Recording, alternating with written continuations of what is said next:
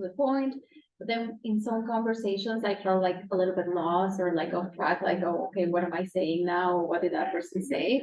So I think the length of notes are also. Yeah, the length of notes, I did. Yes, and I had asked people, I said, don't do these long, all about the article things, because That's how it works. because it's a demonstration of knowledge to me and not a conversation with the people who are, in the course. So yeah, that's right. And I was struggling with that a lot this time because I don't want to be dictatorial about it, saying don't do, because that doesn't help either, right? So I thought, I was hoping I'd explained why it was better not to do that, but I didn't succeed quite in doing that. But yeah, it's a bit of a work in progress. How about some of you guys on joining remotely? Do you want to share some of your, any of the questions that you had that you feel you made headway with? Sorry. Oh, okay. Yeah. Yeah, Bingland. Yeah, one of my questions is also related to what strategies that I can use to enhance students' online experiences.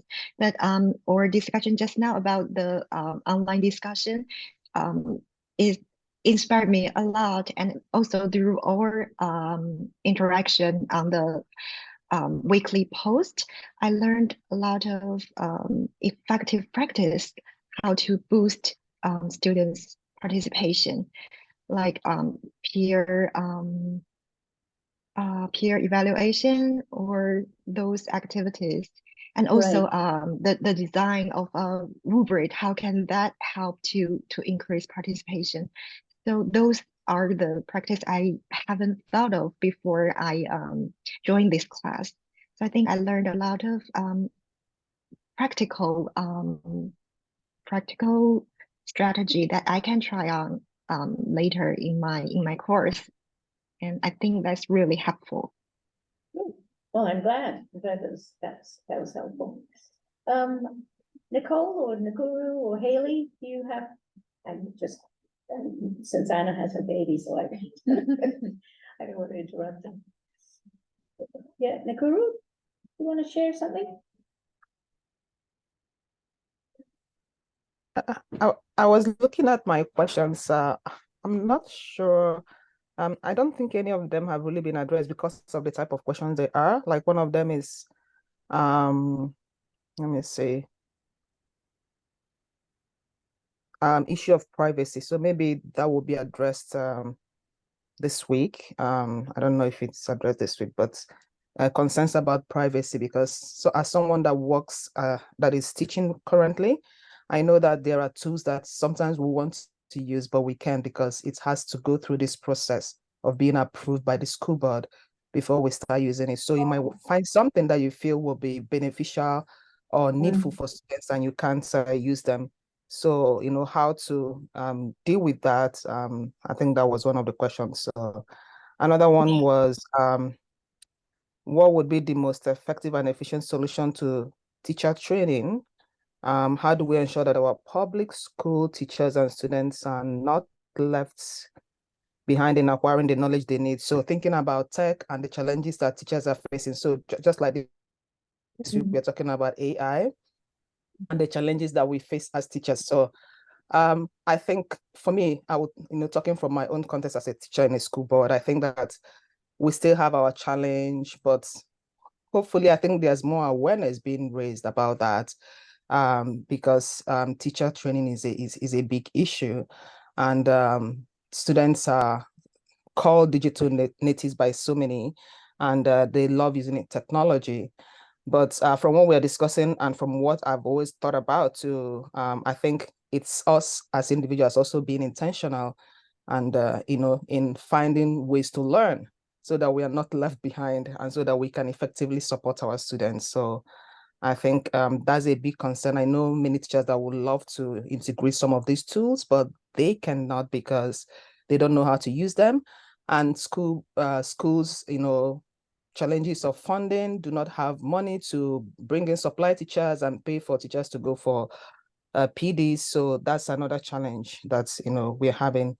One of them that maybe that was touched on in some way was the one on the challenge of for students that's maybe from different cultural perspectives, trying to use digital tools and then they are not feeling represented in them.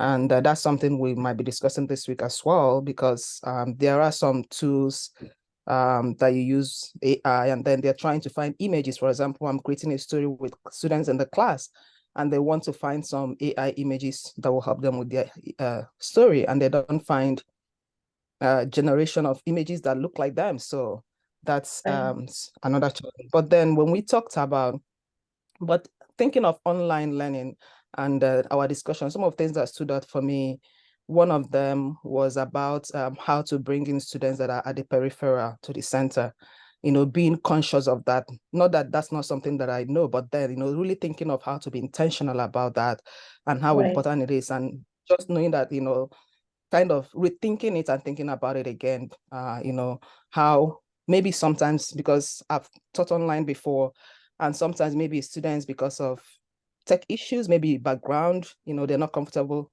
showing their faces. But then it's also important to dig deeper and find out really why they're not, because it might not be that. It might just be that, they are still feeling like an outsider, even though they're part of that class. And how do we help them, to feel like a member? And how do we intentionally design activities that brings them in so that, they feel like they belong? And that happens a lot. And I've found that a lot with students that are English language learners or new immigrants. So thinking of online space and how that can even be amplified, and our discussion about, bringing those at the peripheral to the center, kind of stood out for me too.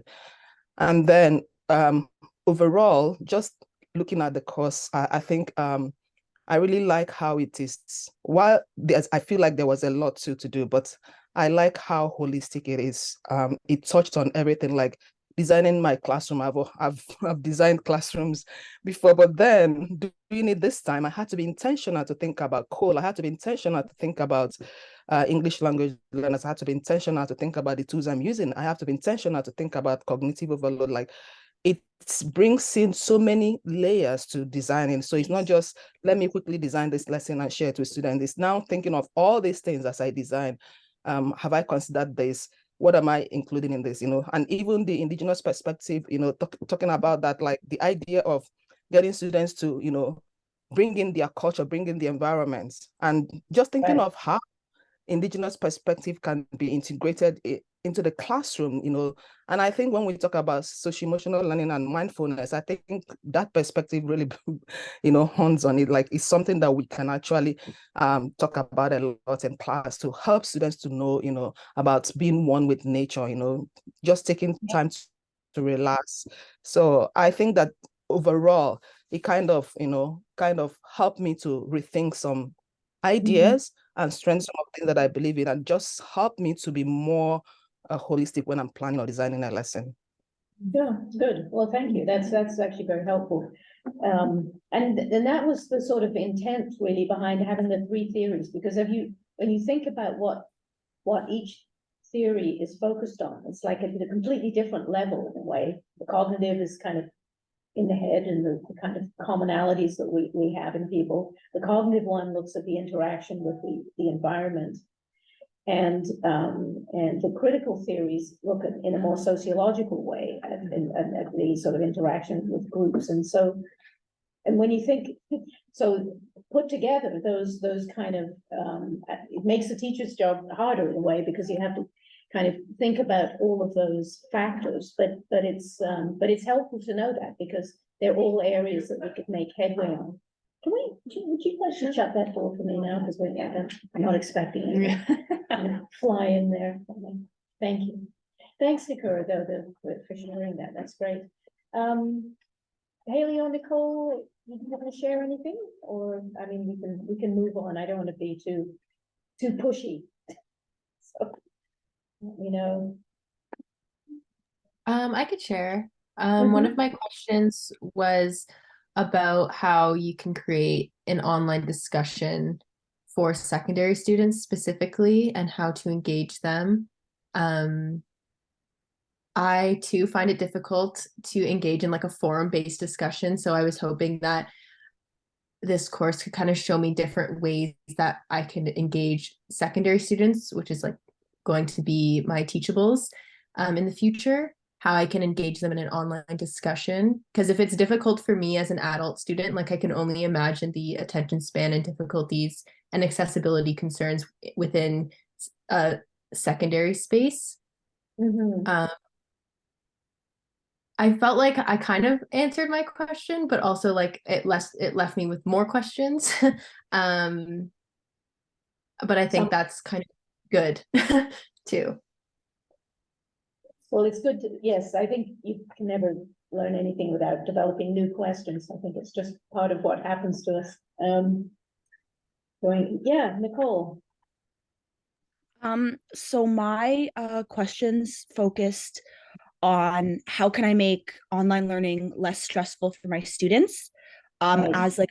as a primary junior a teacher coming from that background, because that's like I'm also in the MT program in primary Right. junior, so I wanted to really focus on that. So I feel like throughout this course, like, and even through the discussions that we had, I found so many new strategies that were posted, and I found that to be really helpful. So I reflected on that in my learning journals. Also, the readings helped support stuff like that. And then what elements does an online environment require to ensure for successful learning and reflection? That was another one of my questions. And I also felt like there was a lot of resources available that I reflected on that really helped me answer that question, if that makes sense. Yeah, yeah. Okay, good. Well, I must say, one of the things that I noticed in this group is the wide range of backgrounds and teaching competencies in all kinds of contexts that amongst the students in this class. And then that's one of the things I always enjoy about these is that, you know, because I learn things too, because people come in with all these different experiences, and being able to share that for everybody else to sort of share in that kind of wisdom is very helpful. So I'm glad those were. And I tried to find articles that I thought were kind of accessible and meaningful. You know, so that's good. Yeah. All right. So let's move on to our next thing here, which I think there we go. Danny, do you want to have a little bit of a chat about this? Sure. Yeah. So I'll just start by saying thank you for having me in your very first class, and for everyone who is there for engaging with some of the questions that I posed. Claire and I asked some questions for your week 5 portfolio that were related to that. I think it was an optional question. So we just wanted to give an opportunity for people to reflect on the process about thinking about your own experiences of exclusion as learners, or your own experiences of trying to have an inclusive practice. So the quote that's sort of been underlying this is, "There's no such thing as neutral education. Education either functions as an instrument to bring about conformity or freedom." And the really kind of key underlying idea is that when we teach, we bring ourselves into our teaching. So our own experiences, how we've moved through educational systems, how we've perceived exclusions or inclusions, or how we've been able to be oblivious to them, really impacts how we put value on these things, and how we think about them in the way that we teach. So just a couple of questions for anyone who chose to respond to those prompts in week 5. I'll just start with the first one and invite anyone to share, but if anyone wants to share other perspectives, that's great too. But the first question was, how did reflecting on your own experiences of inclusive education or exclusion in education impact how you think about your role as an instructor? So if anyone did go through these thoughts, even in the very first class, just thinking about it, did anyone find that thinking about these things had any impact about how you define your role as an instructor?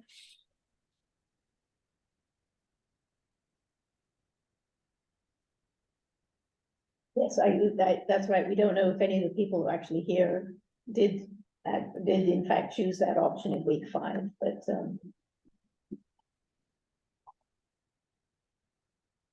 So maybe what I'll do is take a step back, because I don't want to ask people to like disclose if they chose that or didn't, or put anyone on the spot.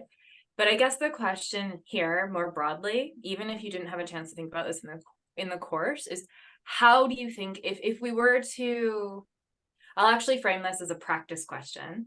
As I mentioned before, I work in a center for teaching and learning. So a lot of what I do is talk to faculty about how they teach.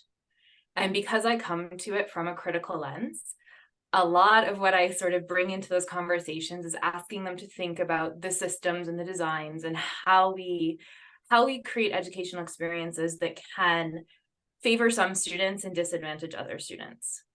So my wider question here, I guess, is what impact do you guys think it might have, even if you didn't do the activity, to ask faculty to reflect on sort of their own experiences of exclusion and or inclusion as they went through education?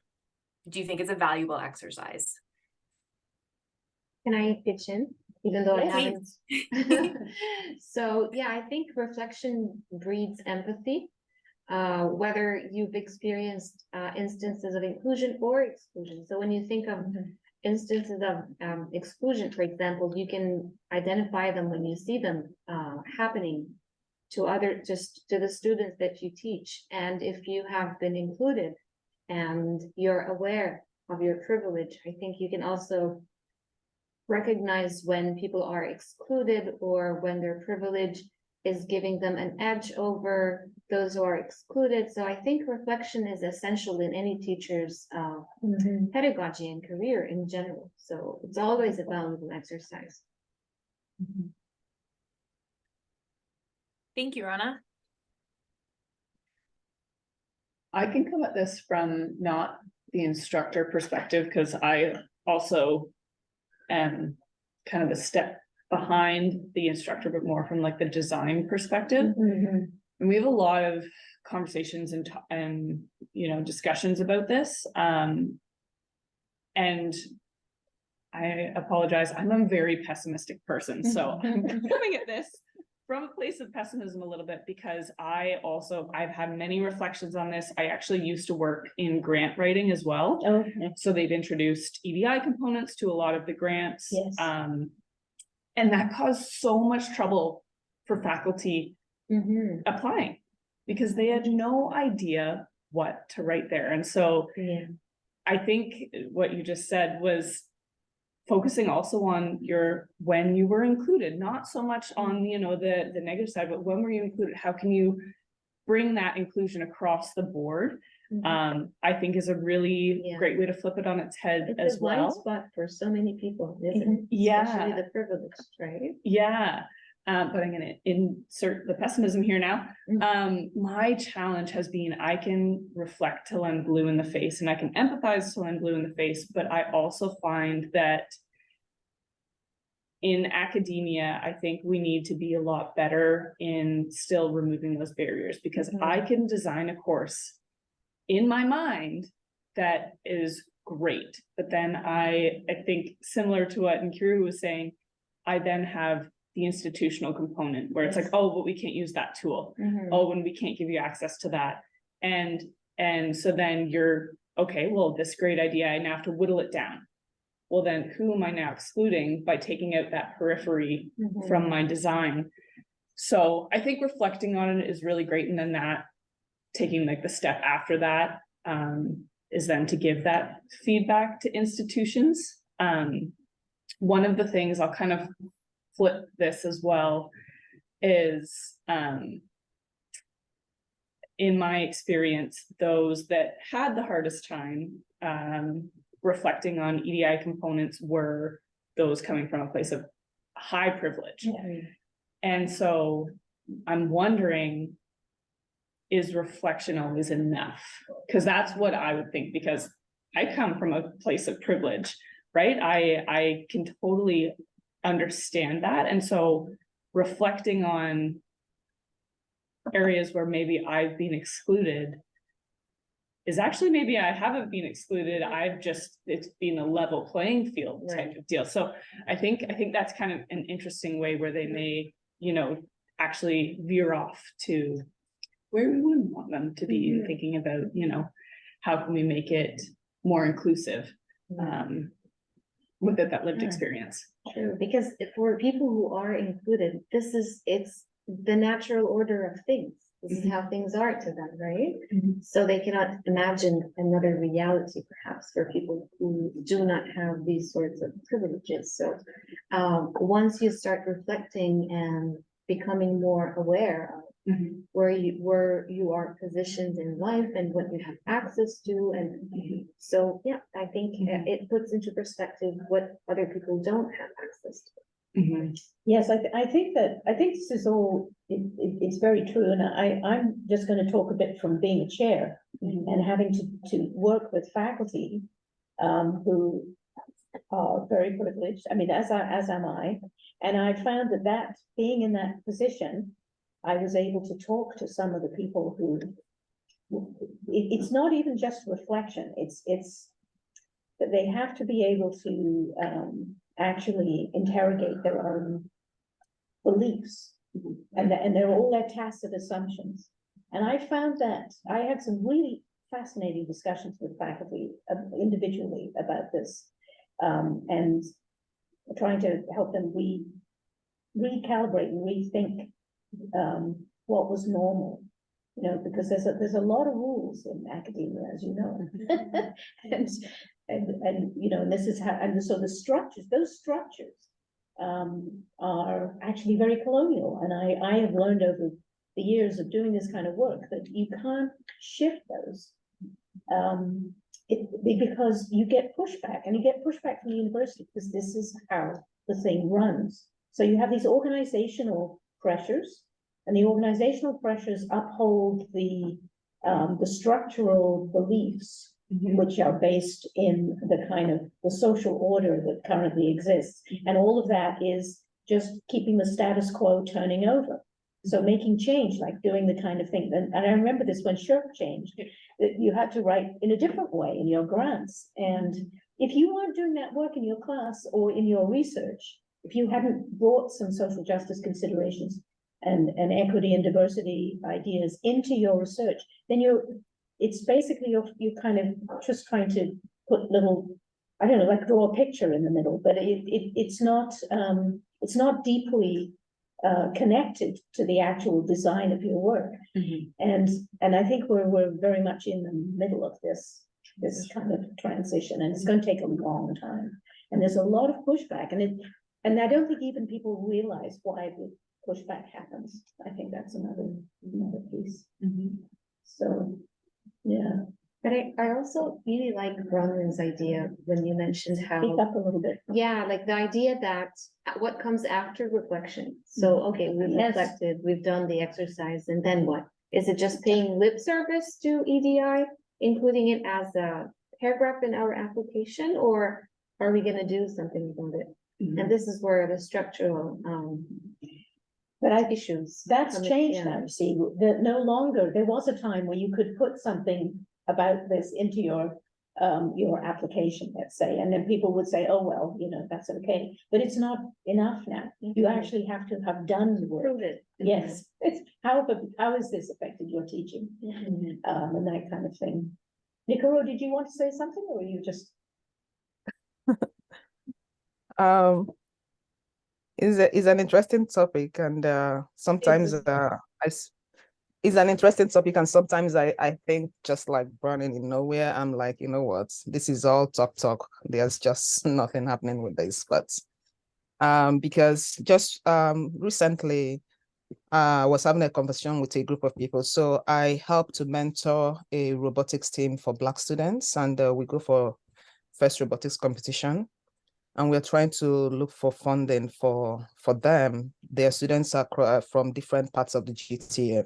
And these are students that don't usually participate in schools because they don't feel represented. And it's a space where they feel like, they see people that look like them. So a couple of us supporting them, but we've been having some challenges with funding. And we're talking with someone about funding. So, and the person was telling us about this professor that, gets funding for students, for Black students, a lot of funding. And then we are trying to find out, okay, so what kind of program does he run for them? And he was saying, oh, he invites them into the lab and they come and, look at what's happening from different schools, they kind of get to, experience what happens in the lab and all that. So, but from what we are seeing, it's not something it's something that they just come in, look at, what the lab looks like, a few conversations and then it's done. Like, there's no plan to say, okay, from there, how do we help the students to get interested in STEM?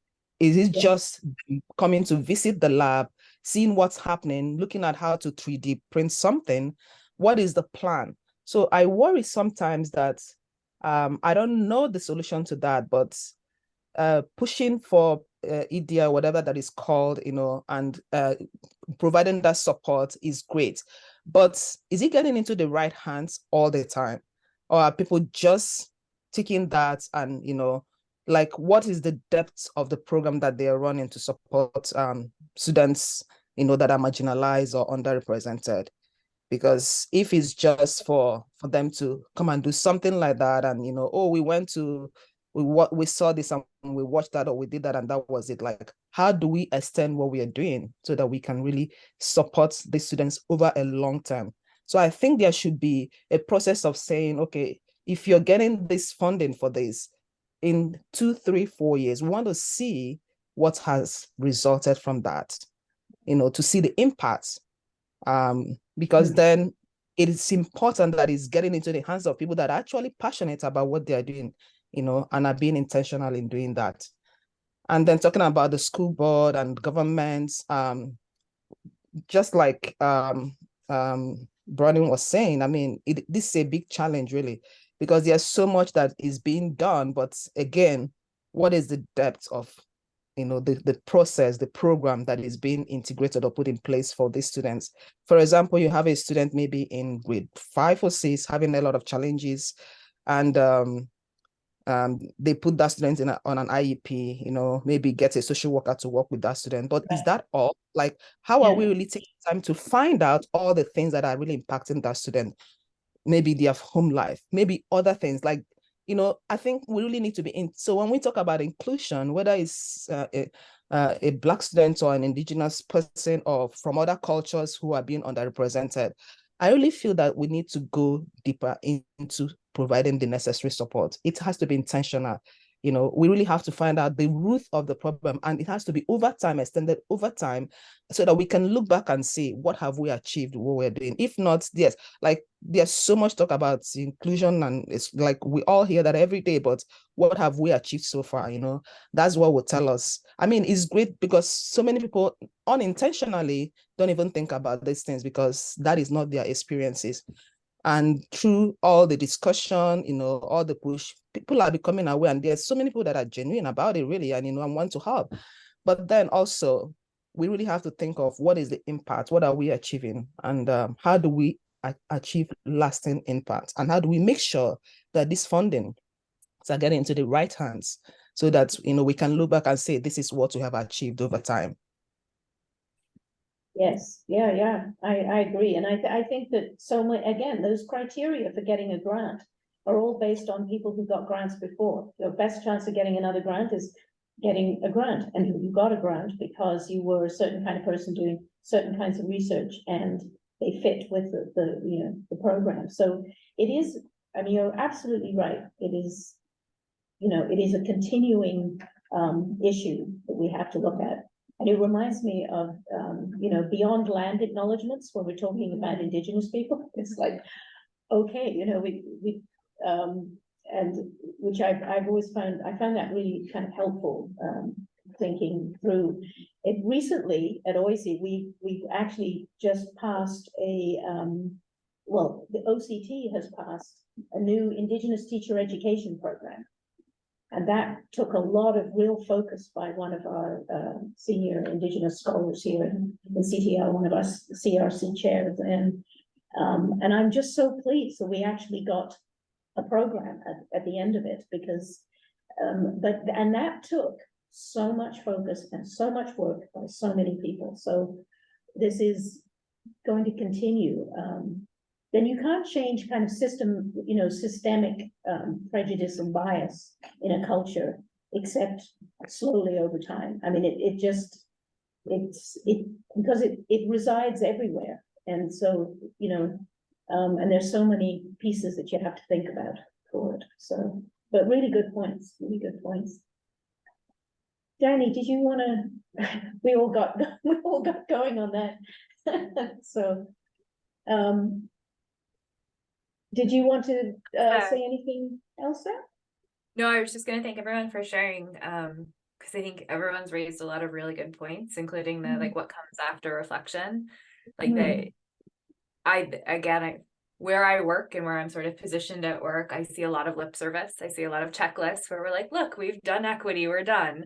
And I think you guys raised really, really important points where it's not like that non-performative action, and how we actually move into action, which often isn't in the power of a single instructor. Like a single instructor can only do so much in the classroom. And so those are some of the things that I'm hoping to try and tackle with my doctoral research.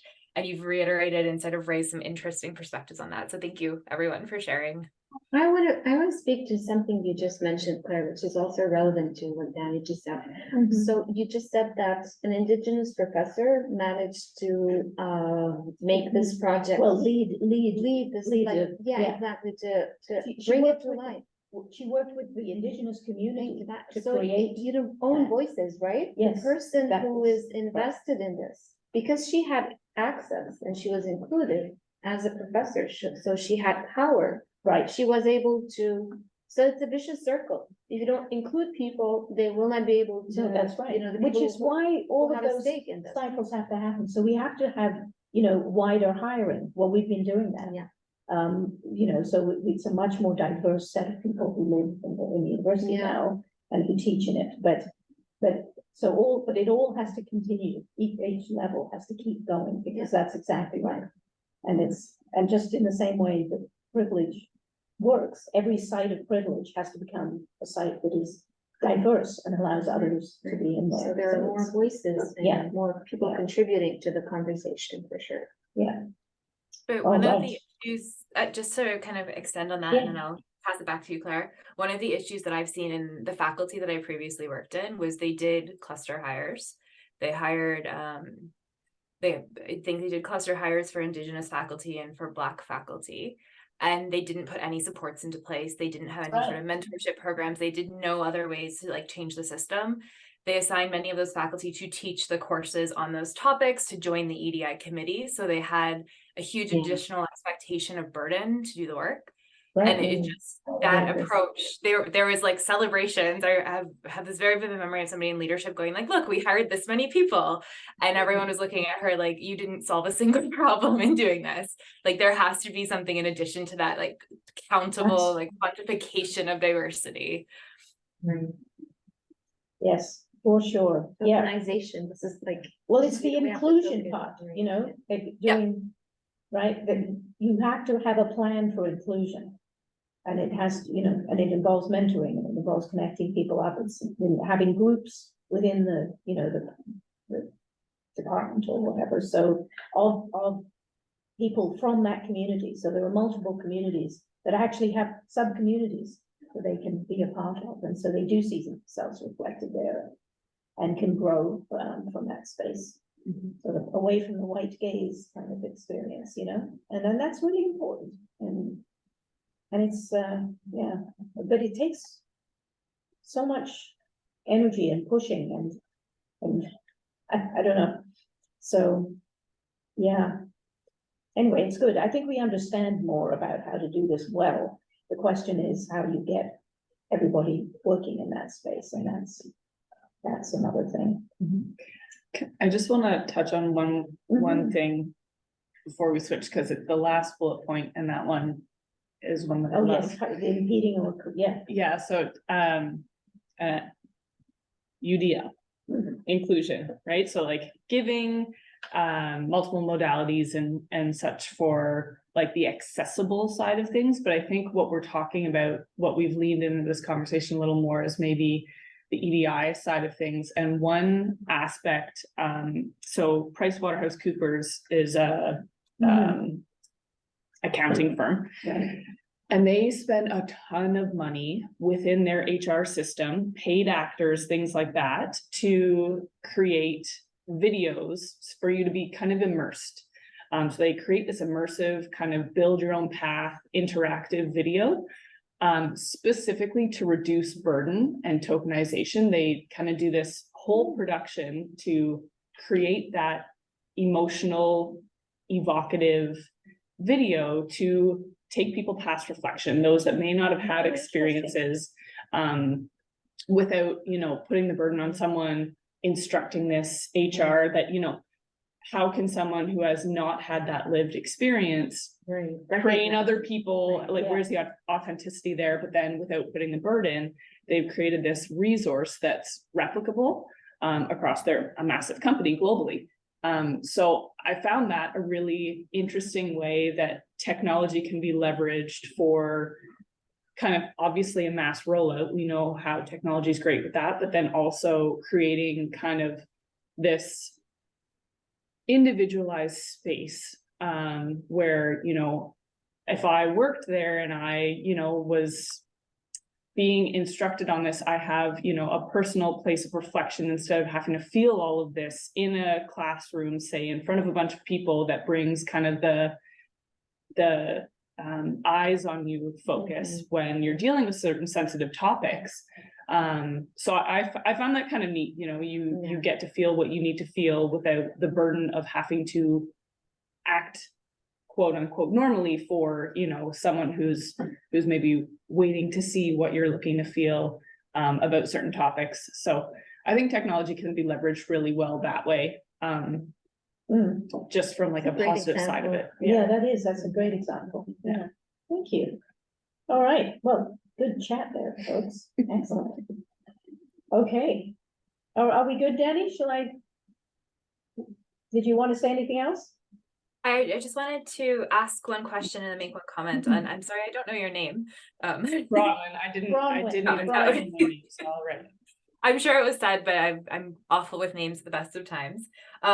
First of all, the videos that they created to sort of create empathy, do you know if they were created in like collaboration with people who had like lived experiences, or because I've seen a lot of like what happens in a lot of tech industries and tech development is they create learner personas guessing what the experience of a person would be.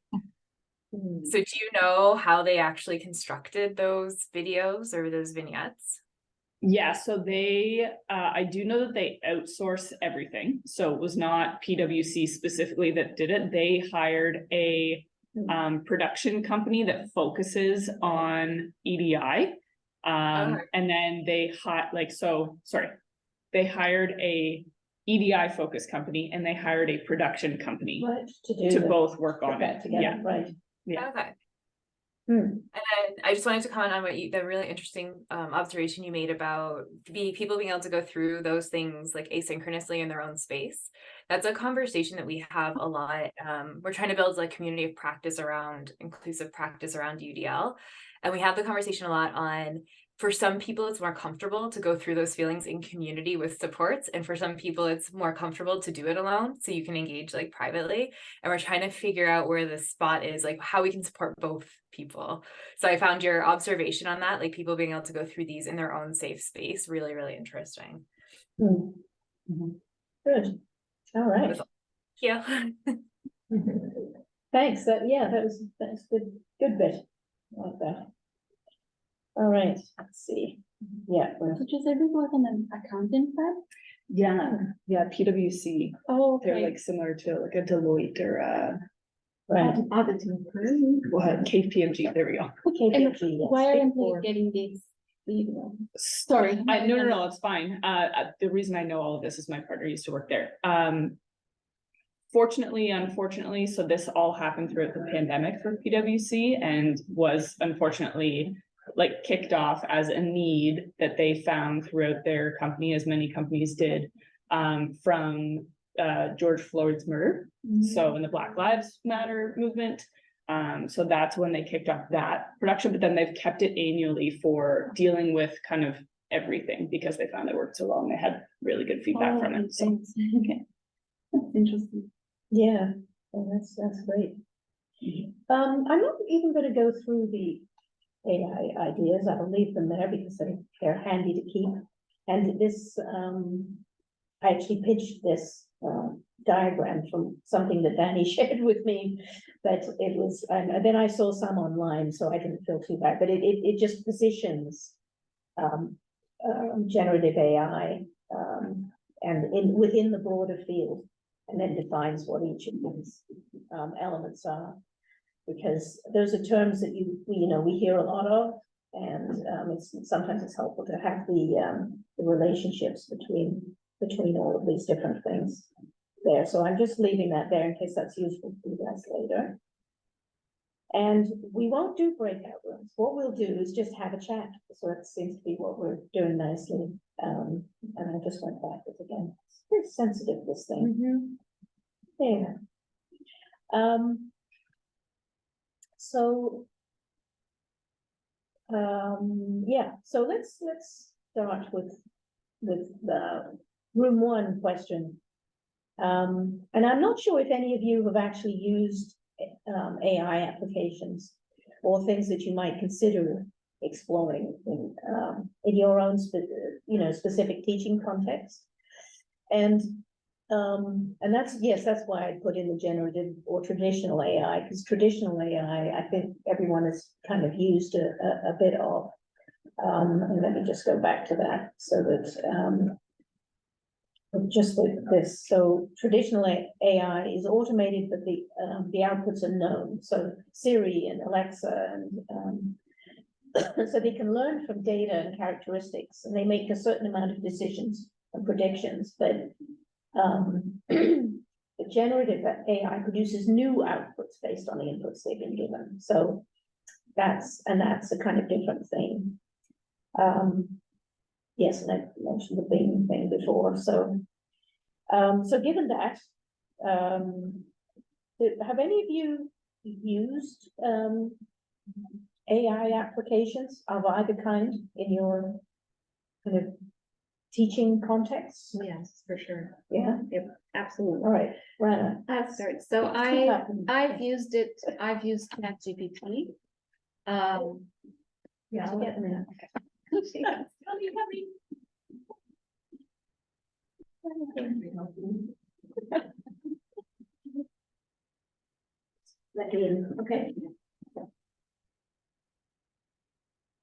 Okay, so I've used ChatGPT to create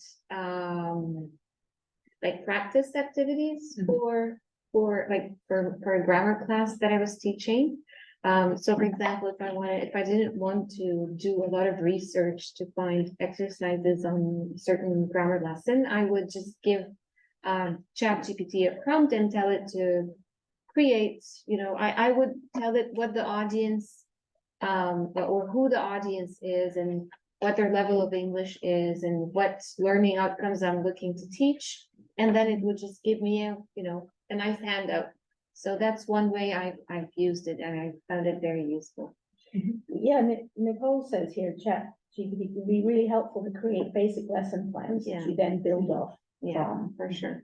And actually, Jim Hewitt, the researcher I mentioned before, who actually teaches courses, some of you may have taken some of his courses, but he was talking about, he's doing some work with his MT students, and he's giving them, using ChatGPT and then asking them to go and ask different questions of ChatGPT to help them do a lesson plan. Like, and what happens when you change the details of the instructions that you give. And then sharing the feedback that comes back, and then talking about what parts are good and what, what's missing, what looks problematic, how it changes. And this is to give them a kind of concrete experience of using this kind of tool that goes beyond the kind of, that gets them to look critically at what comes back.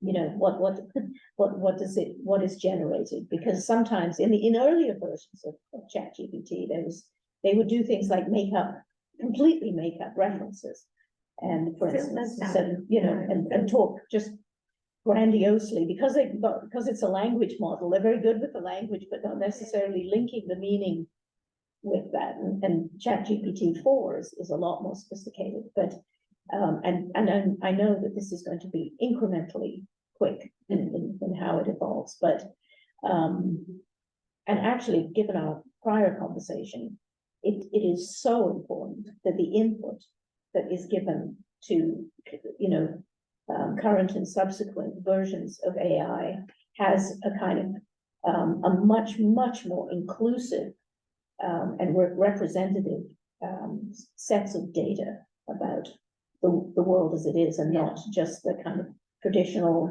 kind of white male inputs that are often make up the, you know, the majority of the inputs in programming. And then there's a lot of data out there now, and also books on you know, on the sort of almost racial profiling of a lot of AI tools, because they haven't been that hasn't been a factor in thinking about being put in there. Is anybody else, you guys up there? I say up there because that's what it looks like to me, but have any of you used ChatGPT? Oops, I'm going back there. Or any other one? You may not. Well, I haven't that much extensively explored ChatGPT, given that I took a break from teaching after, during 2021. But sure. I almost feel that due to the shift to, and also like increased popularity of online learning, we are now coming across all these new tools and resources that are being integrated in online classrooms. My only issue with AI and other generative and traditional AI tools is that there is, like, for instance, for me, there is no extensive training for teachers to guide them regarding how to explore these resources in their classrooms. And I almost feel like there is kind of barrier towards shifting, or like teachers are also scared to use AI in their classroom because there is this fear of how it might impact their classroom dynamics. Right. I would say it's almost true for me as well. So I would think that more training and maybe having examples, practical examples of how these AI tools can be incorporated in classrooms would be really helpful for teachers. Yes, I think the PD requirements here are massive. Yeah, so this past summer, took, I think it was the last course Leslie Wilton taught. Oh, right. Was AI in education. Okay. And so I've used a lot of AI from that course and then from just other stuff. And it's funny because that course was an 8-week course, but we had 2 topics each week because it's like, here's the 13 now we're into 8. Squished. Yeah, but every single week, it did not matter what the topic was. Within AI, we always came back to basically 3 principles, which was bias, data integrity, and then critical thinking. So in the grandiose scheme of ChatGPT, like, it's very biased. You can have arguments with it, and as long as you tell it, I am actually right on this is known, then it flops immediately, and it caters to what you want. Yesterday, ChatGPT wished me happy 1st anniversary in the middle of what I asked it to make me. So it does have these hallucinations every once in a while. And it turns out it was actually just ChatGPT's anniversary, but it just needed to toss it in there. Okay, cool. And then the lack of critical thinking, right? So that's the big worry from an educational standpoint is ChatGPT doing all the thinking? Yeah. I take an optimistic view on this actually, which is funny because it's a wait and see Yeah, kind of thing for me right now, right? Absolutely agree. Because I can't say that it's going to take all of that, it's just going to evolve. Yeah. And education will evolve, learners will evolve, the way we do our work will evolve. But having said that, and again, this is from I'm working, asking it questions to give back to me in English. English is my first language. So I am quite comfortable using it to an extent and then taking off from it. So for me, it doesn't take away critical thinking because I read it and I say, ChatGPT, I would never use those words, but thank you for the idea. Right. I'll move forward. I've used a few applications. So from an education standpoint, I've used Knowledge AI, which leverages H5P. If you put in, say, a PDF and say, I want, a variation of multiple choice, matching, short answer, it'll give you activities. And I say that with a heavy dose of salt because, again, it hallucinates sometimes. So you need to make sure, are my multiple choice not biased? Are they using proper distractors and any check that you would do in general? But it's in like 3 minutes and it gives you this big spit out that you can actually then download and use embedded in your course. I've used Tome, which I find Tome. It's a great tool for making PowerPoints. So you say, can you do a PowerPoint on X topic? It gives you way too much text, but it leverages ChatGPT and DALL-E. So it can give you images too. good. And then when you see an image, you say, hey, can you give it a prompt? I actually want, a photo of a meadow. And it'll create that What too. was the first one? Knowledge AI, NOLEJ. EJ, yeah. So that one is like in OpenAI has like collaborated with a company. And so they're both working on it. But all of these are really great. Again, it's iterative. I don't think AI is at that critical level yet. But from my perspective, I'm just going to cruise into number 2. From an instructor's perspective, and this is one of the things that I've been really heavily involved in, is IP.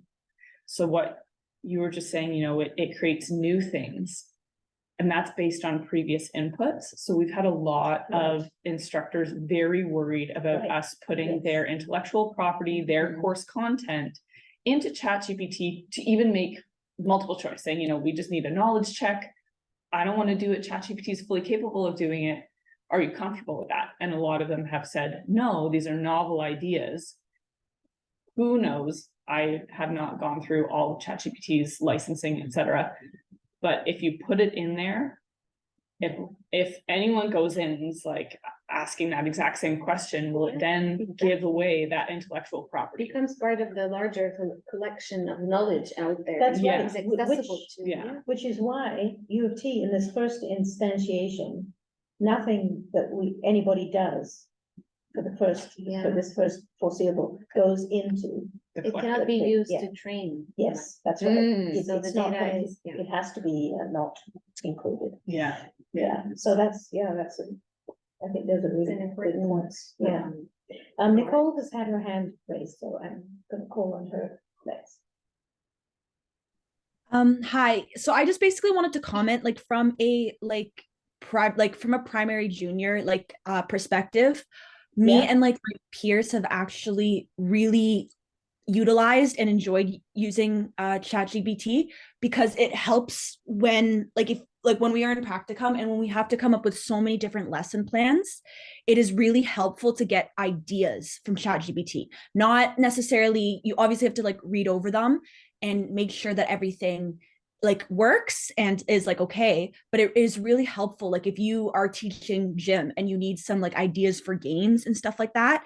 It is really helpful to put in please give me different versions of dodgeball that we can play in the classroom or in the gym, and it'll like spit out like a bunch of different ideas, and it is really helpful for stuff like that, especially when you are trying to like bring in variation and bring in yeah, new ideas and new ways Yeah. of thinking. I find that so interesting too, because I feel like it's just kind of the expedited step, because I know, especially in elementary, there's a bunch of like Facebook groups and communities Yes. where they've, like, other teachers have shared their lesson Right. plans, have shared really great activities that have worked. The caveat being you have to go through that community and go through that group. So that's a really good point, that it's just taking that middleman out and going straight for what you need. You don't have to go look through for dodgeball activities. ChatGPT has it at the. But then you could have done that. I was just thinking, just, you know, taking that thought a little bit. You could have done a Google search, for instance, for that, like multiple dodgeball games, I don't know, and things would have come up, but you would have known where those came from.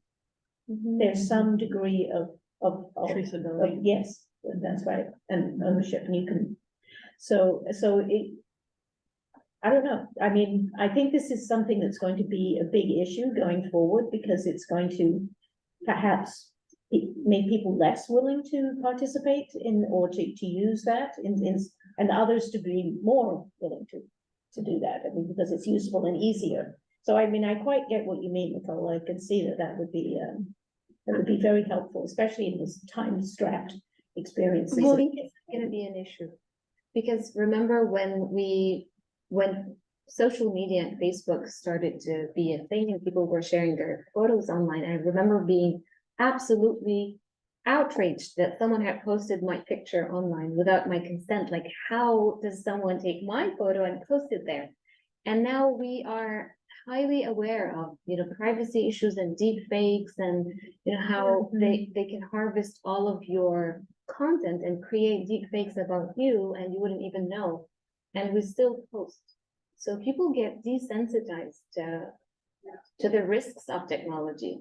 And I this is my perspective. I think eventually everybody's going to be very comfortable just sharing everything online, with even knowing that this can be used by third parties or harvested some way. And this is what worries me, because we get used to the convenience and the you know, the speed by which we can get information from social media, from artificial intelligence. So I don't know, this is Even more quickly than we can get it from social media. yeah, or Google, because this is something that my students are sharing with me. I don't have to look at like so many different websites. Just, you know, one question, I have my answers right there. Why should I even It bother? could be wrong, yes, yes. So that's right. true, yep, Yeah. absolutely. That's the That challenge. is a challenge, isn't it? Over the summer, I took a course on technology integration. I'm also on the VJ division. And we had an assignment where we had to tell ChatGPT that we wanted it to create a lesson for us. But the assignment was on the limitations of it. And I actually had to go through the whole lesson, and it's also the words that you use to tell ChatGPT, because if you are more precise, then they can tell you more. But like, if you want to cross-curricular things, you're gonna have to curate it.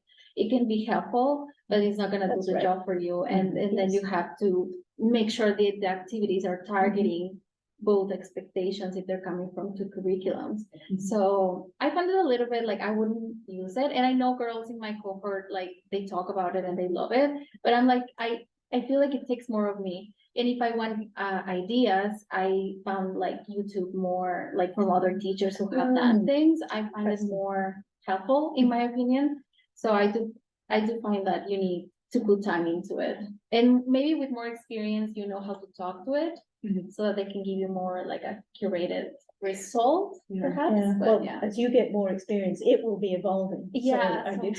Yeah. It's hard to know quite when we all kind of catch up with it, but that's an interesting point. Is it limiting? Yeah, Mhm. like, Yeah, if you ask it a question, it leads you down one path, would you maybe not have had this brilliant creative idea on a completely different Yeah. path? Yeah, yeah. yeah. These are actually incredibly interesting thoughts, aren't they? I mean, not things that bring us to any conclusions, but I think it's not that I was expecting that. I think we're not in a place of coming to conclusions, but opening this space up and thinking about its implications, I think, is a really useful thing. In that third question, what knowledge or experiences would you like to have that would make you feel more positive about using AI in teaching now and in the future? Like I was trying to think, like what would be, because it's so early in this stage of AI, it's hard to really be. But I mean, do any of you have any thoughts about what would be a useful experience for you right now with AI or AI tools? May not have done, but just in case anybody's thought of that. Seen a lot of just little certificates or short courses about prompt creations. Oh, yes, I was looking at something Yeah. of that the other day, actually. I'm glad you mentioned that. I think that's something I would want to look into, not from like a career standpoint, but exactly just, I don't want to use, hilariously enough, I don't want to use my energy to go through many prompts. I want to be able to, can I have an AI for my prompt generation, please? And yeah, I think that would be the next logical step, because in this really, scary future that we're facing, if everyone has their hands on AI, the edge will be who can use it the best. Yes, that's right. So Yes, and I've seen courses on this, on creating prompts, right? So how can you make really effective prompts? It's like, I guess at one time we could have been taught more about how to make good Google searches, or exactly. make those more efficient. And so this is a similar kind of idea, but with ChatGPT. That's actually very interesting. Yeah, that's right. There's someone shared during the Pepper meeting a website called deeplearning.ai, and they have a ChatGPT prompt engineering for developers. Oh. If you can check it out. Is that the That's one- the is one that- that Is that the I one? think the one that Yes, I think I shared. put the URL for this in the end of this, Okay. the references at the end of this presentation, and which I'm gonna upload to Pepper soon, so anyway, so you're welcome to have a look at that there. Yeah. I would like to speak to this question. So I would like to learn how to use AI in the classroom while ensuring that no loss of learning is happening for students. So how can I leverage this technology in a way where students can use it to learn things and not just to use it as a shortcut for completing tasks, right? So this is my biggest concern. It's loss of learning. I think, for example, because I teach academic writing, and I believe that writing is a conduit for thinking. If you don't write, and if you allow the AI to write for you, then eventually you're not thinking anymore. So this is one of my biggest concerns, how to do that. That's what I'm looking at. Like, I would like to look into this, to research this particular topic. Yes, that would be interesting. I think the prompt, knowing how to do the prompts well could be the one way. It should be beyond just prompting. Oh, right? yes, Like yes, the it should. skill that's, Oh, yeah. or maybe that's what we will be teaching from. Well, maybe, I don't know. Well, that's the Maybe thing, we don't know yeah. where it's going. It's sort of moving along this path. Nakuru, you have a comment? I used Canva AI Okay. for so one of these courses we tried developing a game, and one thing that I wanted to make sure was that the characters are representative of different cultures, and it was really nice generating characters from different ethnicities and cultures. So I really liked that. That's something I've tried with, is it DAL or Dahlia? I forgot what it's called. The DALL or something. Dali, yeah. That's something that I don't know if it has changed, but I tried using it sometime for stories, and I couldn't find very good representation of different cultures. But with Canva AI, I was able to, in fact, I thought of all the different cultures in Toronto, and everyone I put in there was able to find for a game. So I think that's helpful. That's good. Huh. Oh, Yeah, I'm so impressed. one thing that I do worry about, sometimes I wonder, I feel like we've somehow come a long way when we talk about, at least being aware of ways to create an inclusive environment and thinking of people that are, experiencing challenges, economic or challenges, or the underrepresented, and I think there's still a lot to do, but we've come a long way. But now thinking of the world of technology, sometimes it feels like you're chasing after the wind. Like when I think of all the tech tools I've used in the past and how they, nobody knows about them anymore. And, it's just like the more you're trying to learn, it's like there are so many new tech tools out there.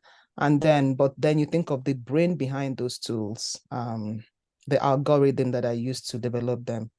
And sometimes I worry, technology will it take us back again, because really you have to go back to think of who are the creators, who are the designers, what algorithm is used.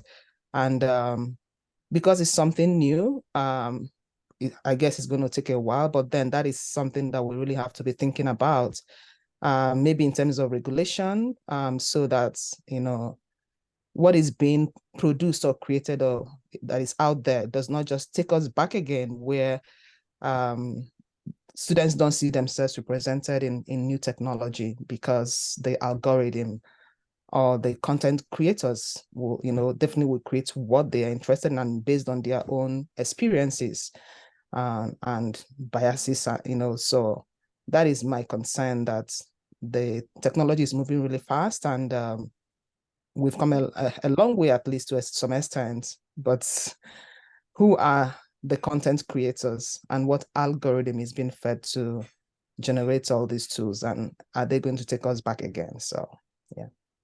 Yes, that's Claire, right. I have to go. So thank you so much. It was really nice seeing all of you today. Okay, and Have I a hope great your cat is very well. I hope so Will too. recover. Thank you so much. All right. Stay. Take care. Okay, Bye. take care. All right, yeah, so we'll, thank you for all that. That was really, interesting, actually. I think, I don't even know if we need to get those. There's just a couple more things I wanted to share with you, and then I'm gonna, we can, I was just gonna go over marking of returning work. So, just so you know what to expect. So the remaining work is going to be in the blue folder. So that's where you submit your final assignments of the different, 1, 2, 3, 4.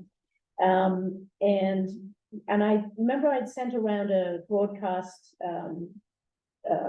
message announcement that kind of summarized the things that were left to do. So make sure that you look at those, and that you've done the discussion leading reflection, for instance, and that you've made contributions in all 10 weeks where you're responding to reading. So you've done your all the bits. And I will kind of, okay, Danny, thank you so much.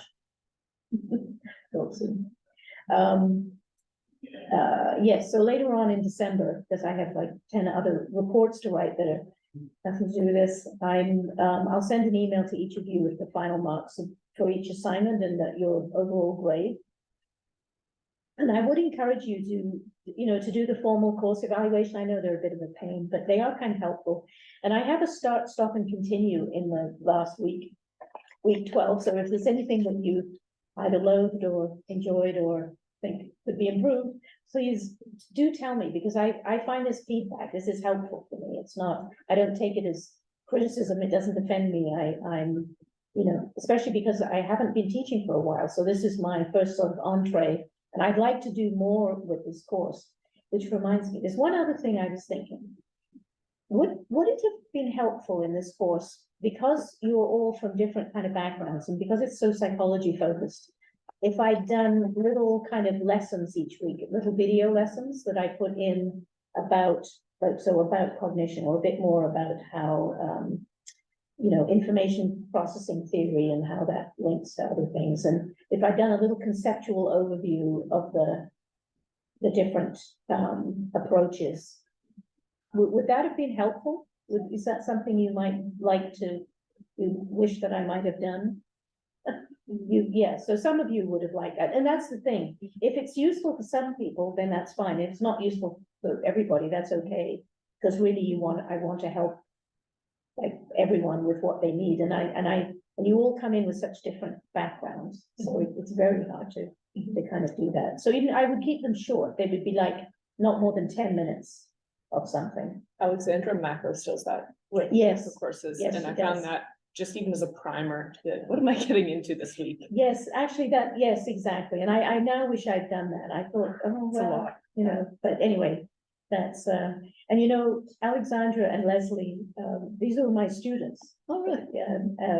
Years ago, and I was on their doctoral committee, so I know them well, and they took all my online courses.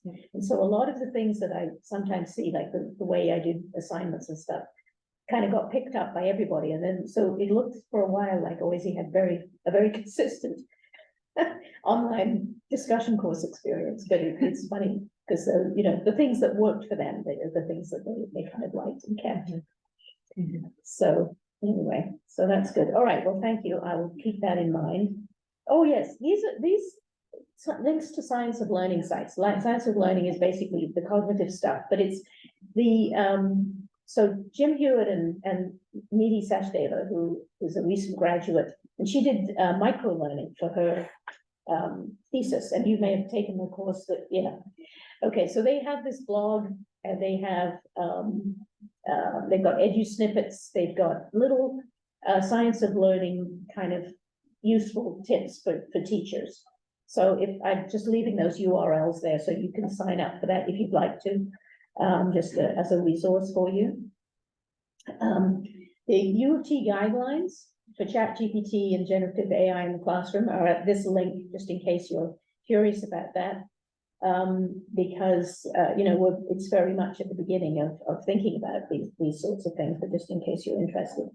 This paper, 5, How to Cheat on Your Final Paper, Assigning AI to Student Writing, lovely paper. It's about, it's not, it sounds much more banal than it actually is. It's about writing and all of the different ways that students in a creative writing context thought about the relationship between themselves and the AI. And for that alone, it's worth looking at. And he also did a very cute little study, and it's quite short, very readable. You know, it's, if you don't do it now, keep it, because it can be very useful for other things. Oh, and a repository of AI tools for teachers from Dan Fitzpatrick. It's American, but I came across this the other day and I thought it might be useful, so I stuck that in there too. And then there was the practice in developing prompts for AI. So you've got a learning, a link to that one, just in case that might be helpful. So I will. There's Sooty again in an earlier year saying, for heaven's sake, let me in. Although this is a dog who will lie in a snowbank and eat a bone. I mean, she really doesn't care. So, and I wanted to say how much I've enjoyed teaching this course actually, and getting to know all of you. And I look forward to reading your final papers and giving you that kind of feedback. And it's been a pleasure. So, and let me know, do reach out if you have any issues and if you want to ask questions. And in the future too, I often receive questions from people later on, and that's fine. I'm happy to help. So all the best to all of you, and thank you. Okay, anybody want to say any last minute things before I stop the video, and then I'll post it. Are we just waving goodbye? If nobody has Thank you, any. everyone. Okay, nice to meet you and see you all here today. Thank you, everyone. Bye-bye. Thank you. Bye-bye. Bye-bye. Thank you. Happy holiday. Yeah. Okay, good. All right, I'm gonna end and stop the recording.